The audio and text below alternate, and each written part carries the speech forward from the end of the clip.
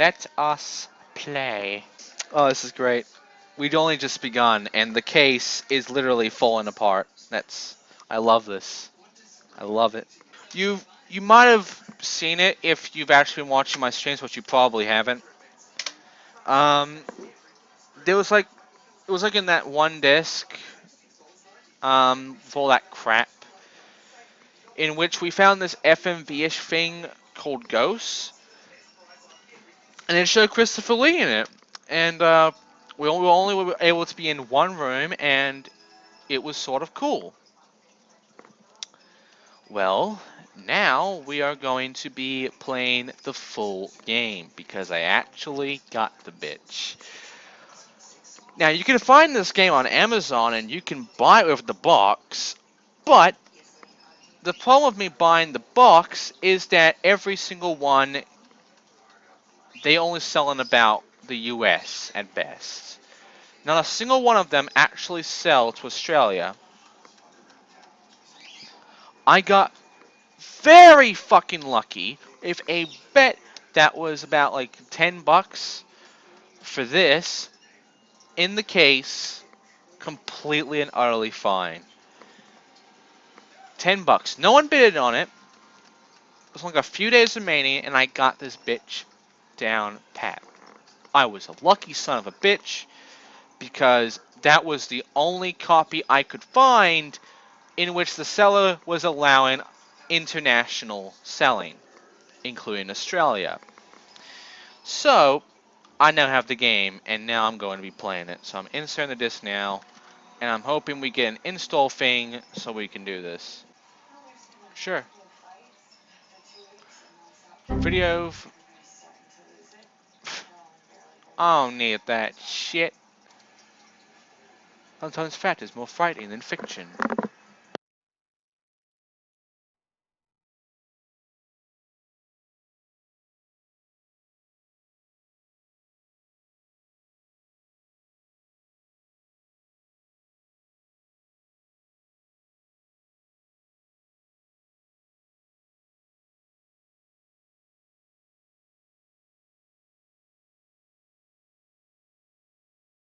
Hello, I'm Christopher Lee. Welcome to Ghosts.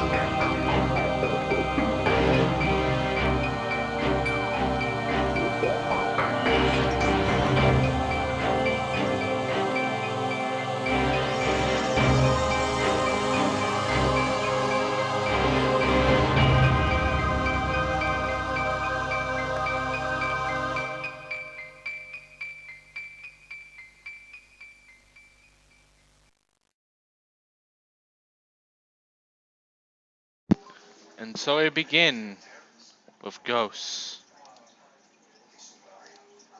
Welcome to Hobbs Manor, my friend. Please excuse me for calling you out at such a late hour. I trust you had a pleasant journey. Mark my words, you have an eventful time ahead of you. Allow me to introduce myself properly. My name is Dr. Marcus Grimalkin, and I have devoted my life to the study of the paranormal. It is time for me to decide once and for all whether ghosts are reality or fiction. I hope that you can help me to make this decision. My visit to Hobbs Manor, a house that is world famous for its ghostly activities, is the climax of my life's work. I came here to gather the evidence around me, the documents, films, and records that I have painstakingly collected over the years. Make use of the research material that you will find inside the house. You will have to look carefully for it, as objects in this house appear to gain a life of their own. Use my findings to make your own decisions. If you join me on my quest, you may be rewarded with great knowledge, but be warned, you may not like everything that you find.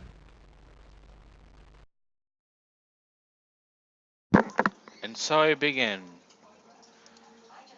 This is an exploration kind of game, which all we have to do is look around and find all sorts of shit, like ghosts and spirits and religion.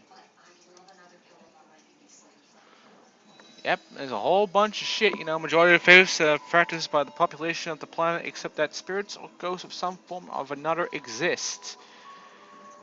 Maybe forms of angels, demons, gods, or devils, materializations of human emotions such as good, evil, and holiness. Contradicts, blah blah blah. There's a whole bunch of crap that you can read, all about Christianity, angels, demons, exorcisms, saints, and more exorcisms. It's a lot of stuff. But the main stuff we want to look at is this guy. Father John Nuttall, that's how I'm going to say his last name. You can say whatever you wanted. I'm going to say Nuttall.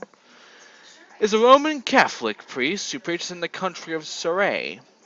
He is fascinated by the subject of ghosts and has helped members of his parish in the past who have experienced hauntings. But not all of them. What does he have to say about stuff? Well, the first stage would be, I think, actually to talk with them. We need to ascertain whether some people are actually, this is putting it gently, some people are actually more prone to spiritual phenomena than others. Some people, for example, are constantly seeing visions. I've never actually seen a ghost myself, but I certainly wouldn't dismiss the idea of there being such things, obviously. So the first thing is really just to ascertain what is actually happening within the house, and then, or wherever it's taking place, and thereafter then just to offer them a kind of stepped service almost. We wouldn't call in the bouncers, as it were, straight away. It'd be something quite gentle. If that wasn't working, then we'd probably progress to the next stage. And then the third stage would be when we really felt there was just an overwhelming presence, and probably a presence of evil, that we'd actually have to call in specifically a man, a priest, who is actually designated by the bishop within the area, perhaps of the diocese, who could actually, and is authorized to tackle that. This is quite a different area to ghosts. We're talking about a rite of an exorcism, which is more to do with the presence of evil.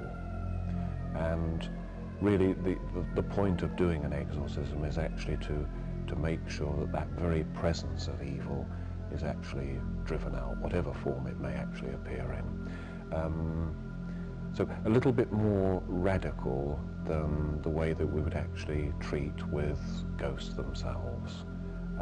Perhaps I ought to point out as well that not everybody is actually permitted to do an exorcism. It's regarded as such a serious matter that a bishop in the diocese would actually appoint a man, normally a priest, to actually do the exorcism. It has to be, I actually talked with an exorcist a few years ago, it has to be somebody who is incredibly holy, because apparently part way during the actual rite, which again I haven't witnessed myself, the demon, as it comes out of whatever it's in, is liable to shout the sins out of the man who's performing the exorcism. So one has to be terribly careful that one doesn't sort of trip into this lightly, otherwise all one's faults and sins are going to be broadcast around the place. There are two basic formats for an exorcism. One is used quite frequently, where one is actually aware of something within all of us that's not quite right. Church calls that sin, if you like, but it's the same origin. We're talking about the very presence of something which isn't good. Again, if I could just illustrate that, I mean, this is quite a gentle little format, where we would pray over an individual or a group of individuals and say something like, Father of mercy, you led the man born blind to the kingdom of light through the gift of faith in your Son. Free these from false values that surround and blind them. Set them firmly in your truth, children of the light forever. And we ask this through Christ our Lord. Amen. That's more or less what I'd call an everyday situation, not that I use that every day. There is a second form, though, which is perhaps much, much more serious, and there we would eventually have to call in the designated man from the diocese, who would be appointed by the bishop to actually do an exorcism.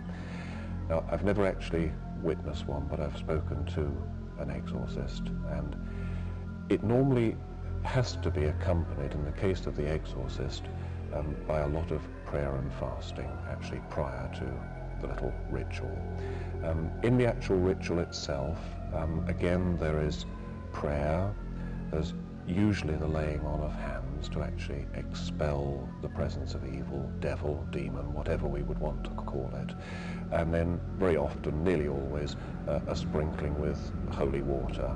The tie there with the use of holy water is to baptism, when we were actually made children of God. So it would be, if you like, to install the presence of God within that individual and to cast out any possible manifestation of evil. The only other little detail I think that probably needs to be added is that it can be, again I've gleaned this secondhand from the exorcist himself, can be quite a violent thing if the manifestation, the presence of evil is so strong. He said that having done this, which was done in a kind of an old-fashioned vestry with wrought iron windows or what have you round about the actual baptistry, he was actually hurled against the wrought iron. So there was quite a force, if you like, as the devil came out of the individual, and he was quite severely bruised afterwards. So again, it's not something to trip into lightly, and again, it's why somebody has to be designated by the bishop to do that. No. I think if we went to the simple definition of a disembodied presence of somebody who died, we'd actually say a ghost is no more or no less than just simply something which is non-physical, non-material, can't actually touch. Although, again, some people have actually spoken to me of almost like a spine-chilling experience of having felt somebody or something pass by them. The hairs on their arms sort of stand up on end. Somebody actually described it as she felt that somebody had gone physically right through her, and it was just chilling. So I wouldn't say that ghosts are manifestations of evil. If we went one stage, if we took that as the bottom plateau, as it were, went one stage above that, we'd actually talk about poltergeists. A little bit more physical there. There you've got sort of things coming off pictures and things flying around rooms and what have you. But again, the general definition is more of a mischievous spirit and not actually wishing evil to happen to the other individual. And the third, and probably the most extreme case, we'd say, diametrically opposed to ghosts, is where one would need to think about exorcism, a positive manifestation of something which was evil or which wished to cause harm to another individual. And there you go. So now we know all that crap, which I don't think it's going to ever put into the game. Let's see what else we can find. Hey, guy. Should you see a portrait fall from a wall, look carefully at the subject of the painting. This unfortunate person may soon be dead. Maybe we should look into the portraits of Christopher Lee at some point. It was on a Sunday morning, very warm, very hot, about 11 o'clock in the morning, and the group of people I was with went off for a walk, and I decided that I was going to play the trumpet. I was outside, I think I was playing Summertime or something like that, and quite suddenly I was terrified. I mean, I really was absolutely petrified. I was cold, I had shivers down my back, and I was so scared I ran into the house. And I didn't know why I was scared, I just was. What I realised was, when I stopped playing, there was no sound at all, nothing. No birds, no pigeons, the trees weren't moving, none of the trees. Now in a forest, the chance of trees not being moved by wind is almost nil, but nothing was moving, there was no sound at all. That night, I was in bed. I don't know what time it was, maybe 3 or 4 o'clock in the morning, it was quite late. And I woke up, and again I was absolutely terrified, and I couldn't breathe this time. I mean, I really couldn't breathe. I was, and that was it. But there was definitely something was getting at me that day. The two incidents just couldn't, especially the still trees. I mean, that's the thing. Still trees and no bird singing in a forest. But it was, well, if that wasn't being haunted, I don't know what was. I mean, it's really quite a serious thing, which I'll never forget. Okay. Can't look in there, can't look in there, can't look in there. It's just that portrait, I guess. Let's have a look to the right. There is a vase. There is nothing to interact with the vase. I can't look into the vase. There's a mirror. I can't interact with that. There's this thing. As you walk around Hobbs Manor, you will almost certainly find some portraits and films of experts like myself in the field of the paranormal. Tony Cornell has over 30 years' experience in the field of paranormal study and investigation. He has developed a sophisticated ghost detecting machine called Spider, which travels with him to the hundreds of ghostly locations that he investigates. Dr. Susan Blackmore is a senior lecturer at the University of the West of England. She has a doctorate in parapsychology and has written widely on the subject.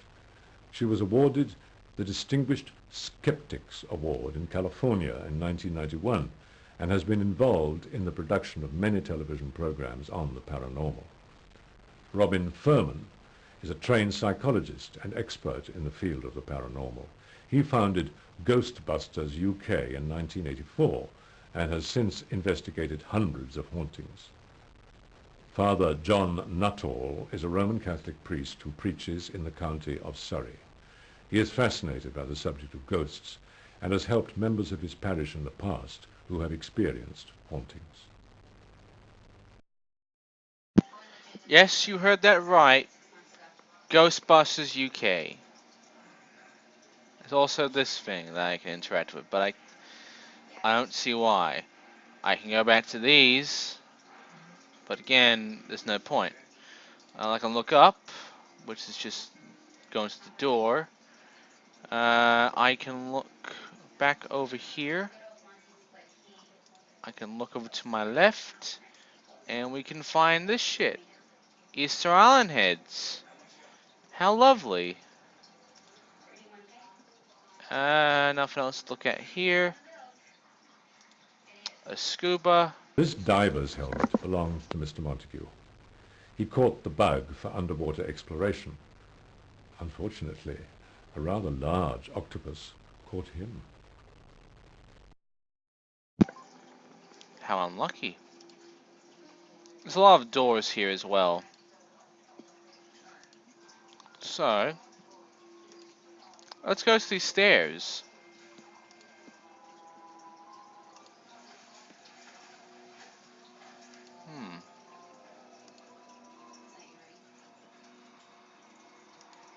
Yes.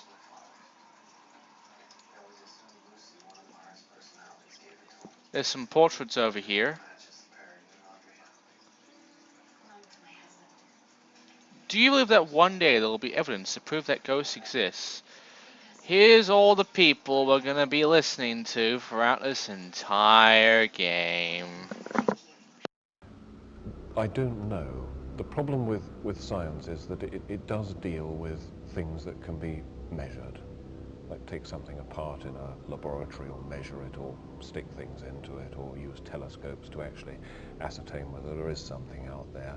And this seems to me to be so diametrically opposed to a scientific approach. How do you actually measure the presence of a ghost, for example? Can you actually film it? Is it possible to record its movements? I don't know, I doubt it. Having said that, though, there is actually a body in existence, a psychic research body that produces a report quite regularly and as scientifically as possible. It would actually go into a house where perhaps they'd suspected there was a ghost or a haunting, and they would actually put this down in print. I suppose as cold and as clinically as possible, but they just actually relate the actual events that took place. And this is actually available in most public libraries for people to go and peruse. So I suspect that in the end, people will actually say, we have had an experience of a ghost, or we have had an experience of something that we can't actually put down in so many words. But there are people who are cataloguing these and saying, it's enough of a phenomenon right across the human race to say we can't dismiss it.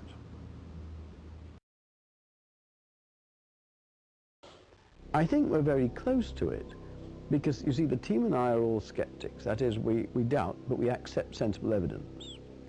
Whereas people who say they're skeptics and don't believe, of course, are not skeptics. At least they're not scientists, because a scientist has an open mind. They're dogmatic. They're paranoid disbelievers. We're the true skeptics. We doubt in the absence of evidence. But I think we're getting there. I think it would be very exciting if we had some evidence that ghosts exist. The problem is, I think what's most likely to happen is that we'll go on getting the kinds of so-called evidence that we've had for years and years. That is stories of people seeing things, apparently matching up to how things were in the past, but when you go and check, you can't really be sure and so on. What would really make a difference would be if somebody came up with a plausible sounding theory about ghosts. And most of the theories that I've heard just don't really stand up at all. They involve all kinds of very strange ideas of energy or of vibration or of storage of information, which just don't fit with anything that we understand, and you can't do anything with them. What we need is a theory that will say, right, it's using this kind of energy, it's storing the information in this kind of way, it interacts the brain like this, now let's test it. If it's true, it predicts such and such an effect, let's go and look for that effect. That is how normal science proceeds, by putting up a theory and trying to see whether it can make predictions that come out right. If we had that in the realm of ghosts, we might get somewhere. But it hasn't happened yet. I think it would be very interesting if it did. It's got to be done much more accurately, with a lot more equipment, a lot more analysis, and I think more important than anything else, with all that backup, the psychology of the people involved is very, very important. We don't know what causes this, but it does seem to be linked to, in many ways, people's beliefs and the circumstances they find themselves in. In other words, the mental state. I don't mean crackers, their mental outlook. From that point of view, the laboratory investigation we were talking about earlier can help us. But as for a breakthrough, I don't think I shall see it, and I don't think my children will see it, and I don't think my grandchildren, if I have any, will see it. And I'm inclined to think that it won't be a parapsychologist that will produce this phenomenon. I think probably an orthodox scientist will find something, and the whole thing will fall into place. Because I'm inclined to believe that the phenomena that we are dealing with can be explained eventually in scientific terms.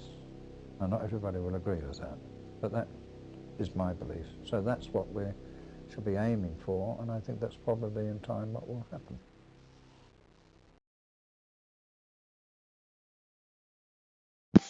So there you go of that. Now, there's also a bunch of this crap here.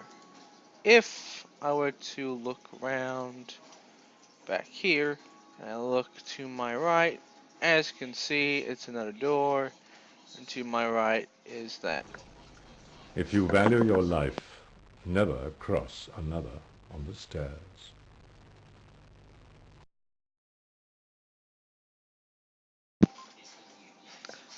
Fuck me. That is the scariest part of legit this game so far. Having fucking Christopher Lee just appear out of nowhere and be like, beware of people across the stairs. Like, fuck. Also, hi Najiti. Holy shit, it's been a while. Let's open this door. And here we are in this room. Looks familiar, but it's not the same room. But there's some things here, like more people. Have your views on ghosts and hauntings changed over the years? My views about ghosts and hauntings, and indeed about many other psychic phenomena, have changed dramatically since I first got interested more than 20 years ago. When I first came to know about these things, and I read books about ghosts, and I heard all these stories about them, it seemed to me obvious to believe them, and I did believe them. And I started to theorize about, where could ghosts be coming from? Could they be, somehow imbibed in the walls and giving out vibrations? And I made up lots of theories of my own, and because I believed all the stories. After a few years of doing research in parapsychology and doing my own experiments and so on, I began to become far more skeptical, simply because I didn't find psychic phenomena in the lab. But I still thought, well, out there are ghosts and so on. And then I began investigating, going to haunted houses, being called on when people had poltergeists and so on. And gradually the same thing happened there. The more I began to learn about them, the more I saw things at first hand, the more I really questioned people carefully, the more it seemed to me that psychological phenomena and not psychic or paranormal phenomena lay behind the ghosts. I was a very sceptical young man at school here in Cambridge. I thought I knew all the answers. Science would explain everything, And why did people believe in ghosts? Absolute rubbish. I mean, scientific age. But I got a mother at home who was a very sensible little woman, and she seemed to be able to forecast what was going to happen. There's a contradiction, you see. I knew my mother was sensible, she wasn't nuts. And yet, somehow or other, science seemed to explain everything. So I thought, well, I don't know, this is odd. And I went out to India, and I was in the Navy, and I saw some very peculiar things out there. The most peculiar thing, I was told that we were all on leave up in the Nilgiri Hills, which is South India, 6,000 feet up. And I was told that there was a fakir, a holy man, up in the mountains. Anyway, cut a long story short, I went up to see him. It was a long climb up this hill, and there he was on a flat piece of ground with a sheer drop on the other side. And I had to go through a gully. And he knew I was there, and he said, what do you want? And I said, I hear you can do miracles. And he said, all right, okay, but you're far too materialistic. But anyway, I'll give you what you want. Look over the hills, my son. See, about 70. Look over the hills. I thought, well, I'd better pacify this silly old twit. I'm looking over the hills. He's standing here.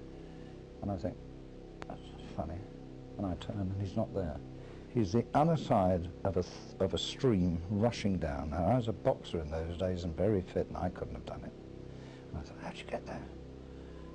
Cunning old devil, ropes? Hell, couldn't do it. I can't do it. And he's saying, look over the hills. And I'm looking, look over the hills, and I thought, I'd better look over the hills. What? And then the voice says, well, my son, did that entertain you? And he's back to me. It shook me rigid. I was very arrogant to start with.